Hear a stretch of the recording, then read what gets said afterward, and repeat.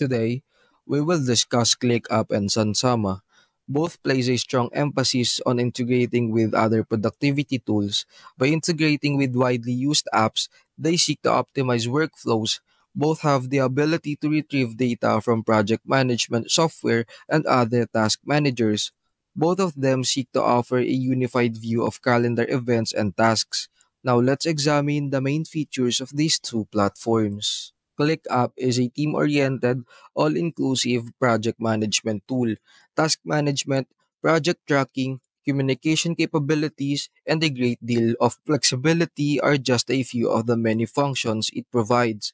It is appropriate for teams of various sizes because it is designed to manage intricate projects and workflows, incredibly adaptable, strong project management skills, strong teamwork capabilities, possesses AI capabilities. Sansama emphasizes thoughtful productivity and everyday preparation.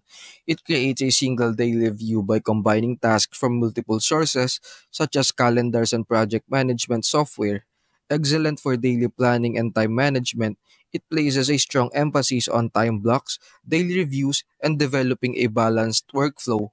Smooth interaction with several tools for productivity helps people be more productive and less overwhelmed. All in all, both systems are made to increase user productivity by offering scheduling, organizing, and task management capabilities.